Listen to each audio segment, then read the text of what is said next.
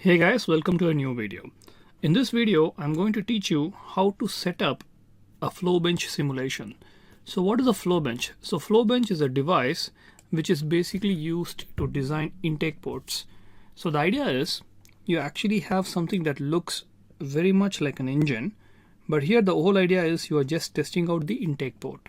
Now in this case we are having a very simplified port and there is no exhaust, right? That is because in the flow bench you use only the port that you are going to test. So for example, say you are working with a diesel engine and you want a particular swirl. If you don't know what swirl is, it basically says how fast your fluid is spinning about the vertical axis basically. Alright, so let us take a look at the geometry.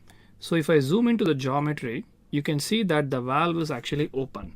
Now in this case it's open by an arbitrary number.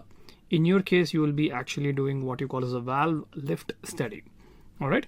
So the whole idea is how to simulate how the flow takes place through this chamber and then what is the pressure loss that occurs. So basically the amount of pressure loss that occurs when the fluid flows through this intake port tells us how well the port has been designed. Usually you don't want a lot of pressure loss, because if there is a lot of pressure loss, that is going to increase what you call as your pumping cost. So to minimize that, a port should have as minimum of a pressure drop as possible, right? So how are we going to set this up? It's fairly easy. Now as far as the geometry is concerned, since this is going to be a mini project, you will be asked to create your own geometry, right? So that's going to be quite interesting.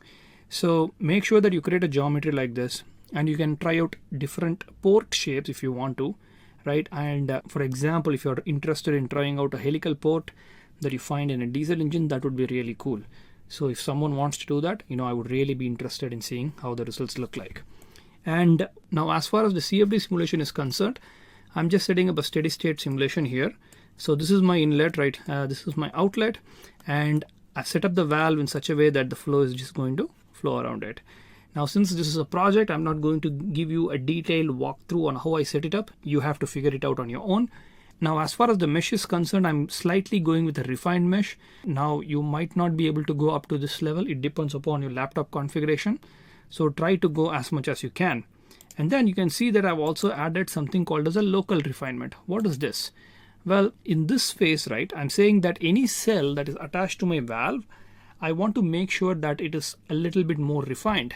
And my refinement level is also set to 5. So that's quite a bit of refinement. All right. Now this is the setting that I have used. Feel free to play with the other parameters as you see fit. Now I'm loading the results in this case because I've already run the simulation. So in this case, I have results after 0.004 seconds.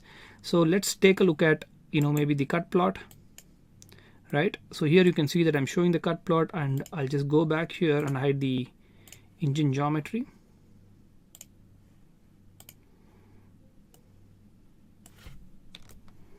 There you can see that there's a gas jet that's coming out, and the peak velocity is around 280 meters per second. All right. Now, similarly, you can use the existing outputs to determine a pressure loss. Okay, and that is what you have to do.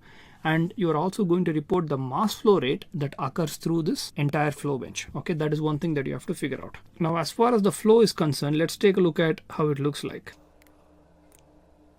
All right, so I'm going to click on flow trajectories, and then I'm selecting this phase, maybe start with 20 points.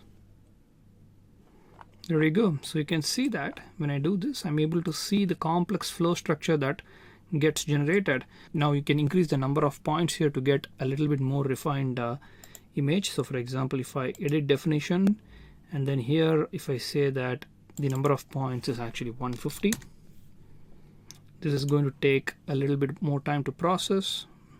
And then if I actually hide my surface plot that I've made, you can actually see the rich structure that gets developed. Now this is a very simple intake port that has been designed. You can look at the velocities here as well. That's such a cool looking plot, right? Apart from this being cool, you can also get the mass flow rate and also the pressure loss, which is part of your project. So make sure that you do this. In addition to this, you are going to be measuring the mass flow rate at different valve lifts, and you're going to be creating a plot out of it, and you're going to be explaining the plot. Overall, this is a very exciting project.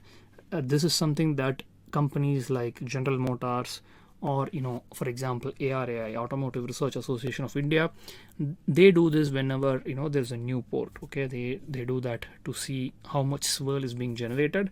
So doing projects like this is going to look good on your resume. All right, I hope you can get this done. Good luck with your project. I'll see you guys in the next video. Bye.